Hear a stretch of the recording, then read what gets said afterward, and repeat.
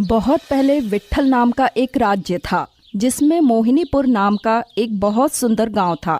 गांव में चारों ओर हरियाली थी और गांव के अधिकतर लोग खेती और दूध बेचकर रोजी रोटी कमाते थे। लेकिन गांव में एक किसान ऐसा था जिसकी गांव में जमीन होने के बावजूद वो खेती नहीं कर सकता था क्योंकि उसकी जमीन बंजर थी। उस किसान का नाम बधू था जो कि अपनी बंजर जमीन से बहुत परेशान था। उसने हर तरह की खाद, पानी और सारी तरकीबें लगा ली, लेकिन उसकी बंजर जमीन उपजाऊ नहीं बन सकी। इस सब से निराश बधू अपनी किस्मत को कभी कभी कोसता भी था, लेकिन हार नहीं मानता था। वो रोज अपने मवेशियों से उस बंजर जमीन को इस उम्मीद से जोतता था कि एक दिन उसकी मेहनत रंग लाएगी और उसकी ये बंजर जमीन भी उपजाऊ हो जाएगी। घर चलाने के लिए बधू ने 2 गाय पाल रखी थी जिनका दूध दूहकर वो अपनी रोजी रोटी चलाता था। लेकिन उसकी कुछ खास आमदनी नहीं हो पाती थी क्योंकि मवेशियों और गाय के चारों में ही उसकी आधी आमदनी चली जाती थी, जिसकी वजह से बधू का मुश्किल से गुजारा हो पाता था। इतना होने के बावजूद वो अपने मवेशियों का बहुत ख्याल रखता था और उन्हें कभी भी चारे की कमी नहीं होने देता था, जिसके कारण उसके बैल और गाय बहुत स्वस्थ थे। बधू के घर से थोड़ी ही दूर पर धम्मू नाम का किसान रहता था जिसके पास जमीन तो बहुत थी, लेकिन वो अपने मवेशियों का बिल्कुल भी ख्याल नहीं रखता था। वो उन्हें मारता, पीटता और कभी कभी तो पूरे दिन मेहनत करवाने के बाद भी चारा नहीं देता था, जिसके कारण उसके मवेशी बहुत कमजोर हो गए थे। इससे जमीन होने के बावजूद उसकी पैदावार अच्छी नहीं हो पाती थी। उसकी हमेशा से बधू के मवेशियों पर नजर रहती थी क्योंकि बधू के मवेशी बहुत स्वस्थ थे। धम्मू किसी न किसी तरह उसके मवेशियों को हथियाना चाहता था। एक दिन उसको ये मौका मिल भी गया। बधू की आमदनी ज्यादा नहीं थी और महंगाई बढ़ने के साथ ही उसके लिए 2 गायों और 2 बैलों को रखना मुश्किल होता जा रहा था। गाय तो उसकी आमदनी का जरिया थी, लेकिन बैलों को वो बेचना चाहता था क्योंकि उसकी उनसे कोई आमदनी नहीं हो रही थी, बल्कि उन पे चारा पानी खर्च ही हो रहा था। इसीलिए वो अपने बैलों को बेचना चाहता था क्योंकि वो उनका खर्चा और नहीं उठा सकता था, और इसके लिए उसने गांव में अपने बैलों का खरीदार ढूंढना शुरू कर दिया। जब धम्मू को ये बात पता चली तो वो दौड़ा दौड़ा बधू के पास आया कि कहीं उससे पहले बधू के बैलों को कोई खरीद ना ले। धम्मू बधू से बोला, अरे बधू भैया, हमने सुना है कि तुम अपने बैल बेचना चाहते हो। बधू ने कहा, हाँ भाया, मैं अब इन बैलों का खर्च और नहीं उठा सकता। खेत भी उपजाऊ नहीं हुए और आमदनी भी उतनी नहीं है। मैं तो चाहकर भी इन्हें नहीं रख सकता। धम्मू बोला, अरे बधू भैया, कोई बात नहीं, बताओ कितने में बेचोगे दोनों बैल? बधू बोला, भाया, मेरे दोनों ही बैल स्वस्थ और सुंदर हैं। अगर मुझे दोनों के लिए 50 अशर्फियां मिल जाएं, तो बुरा नहीं होगा। बधू ने अपने बैलों का उचित दाम ही मांगा था, लेकिन धम्मू चालाक था और उन्हें सस्ते में खरीदना चाहता था। इसलिए धम्मू चौंकते हुए बोला, अरे राम राम, इतना महंगा? बधू भैया, तुम तो जानते ही हो कि आजकल बैल कितने सस्ते हो गए हैं, और तुम्हारे बैल तो बूढ़े हैं। इतना दाम तो कोई जवान बैल का भी नहीं लेता। निराश बधू बोला, ठीक है भाया, तुम ही बताओ कितने में खरीदोगे?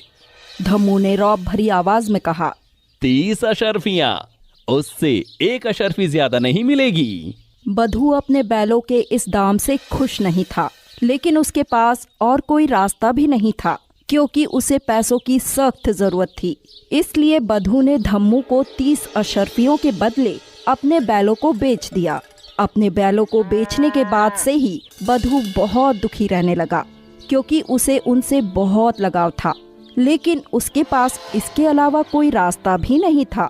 एक दिन बधू जब अपनी गायों का दूध बेचकर शाम को वापस आया तो उसने देखा कि उसके घर के बाहर एक बैल खड़ा था।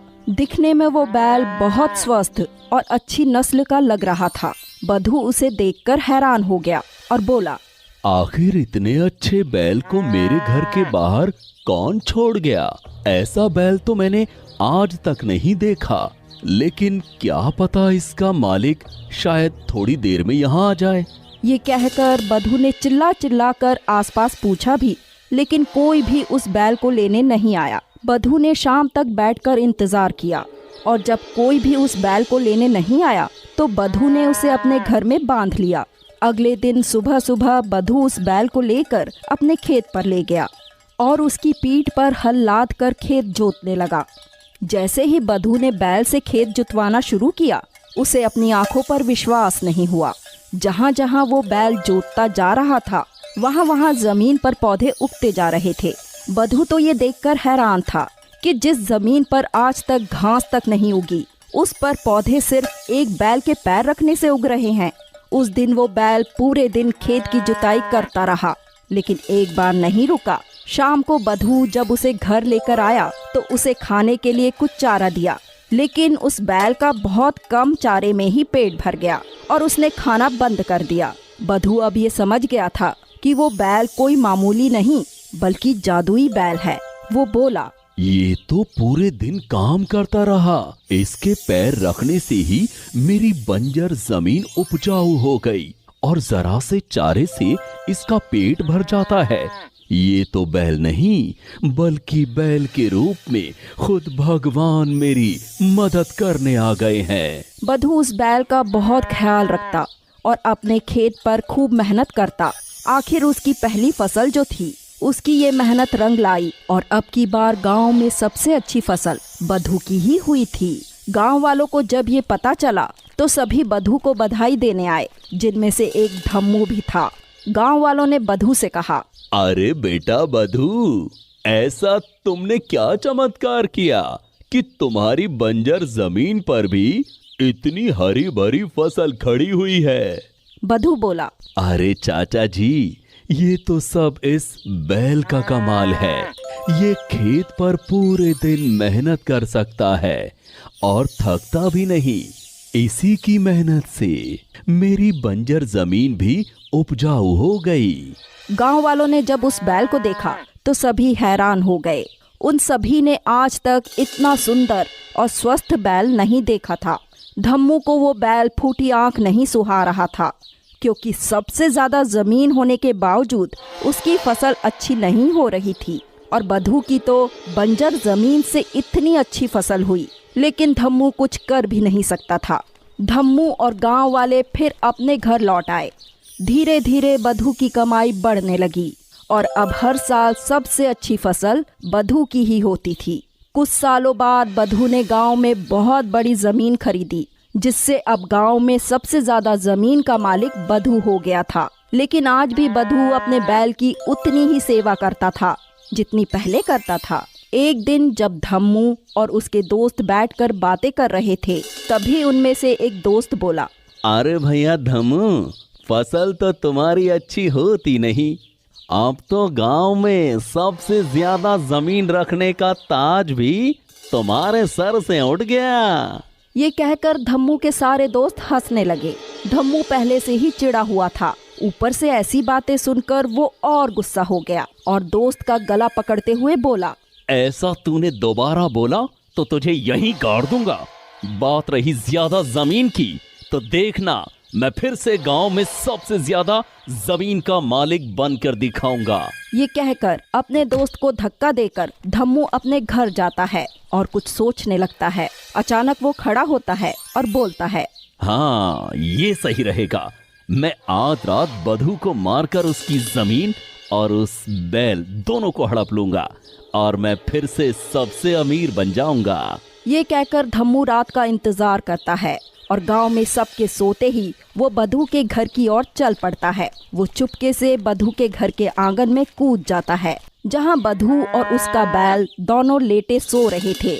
धम्मू को देखते ही बधू का बैल जाग गया और धम्मू को देख अपने सींग हिलाने लगा, लेकिन बधू नहीं उठा और खूंटे में बंधे होने के कारण वो कुछ भी नहीं कर सकता था। यहाँ धम्मू चाकू निकालकर बधू पर हमला करने के लिए दौड़ा कि तभी बैल इतना तेज चिल्लाया कि बधू उठ गया, लेकिन जब तक वो उठता तब तक धम्मू ने उसके हाथ पर चाकू मार दिया, जिससे वो घायल हो गया। बधू को ऐसे देख बैल इतनी तेज दौड़ा कि उसने खूंटा उखाड़ दिया और धम्मू को इतनी जोर से सींग मारे कि वो उछलकर आंगन के दूसरे कोने में जाके गिरा। इतना हो हल्ला होने से आसपास के गांव वाले बधू के घर आ गए और उन्होंने धम्मू को पकड़ लिया और उसे शाही सैनिकों के हवाले कर दिया, जिन्होंने उसे जेल में डाल दिया। बधू की मरहम पट्टी करके गांव वालों ने उसके बैल की खूब तारीफ की। इसके बाद बधू शांति से रहने लगा और खेती करके खुशी खुशी रहने लगा। ओह, मैं तो बताना भूल ही गया। ये कहानी आपको अच्छी लगी तो वीडियो को लाइक, कमेंट और शेयर कर दो। अच्छा, फिर आऊँगा एक नई कहानी के साथ।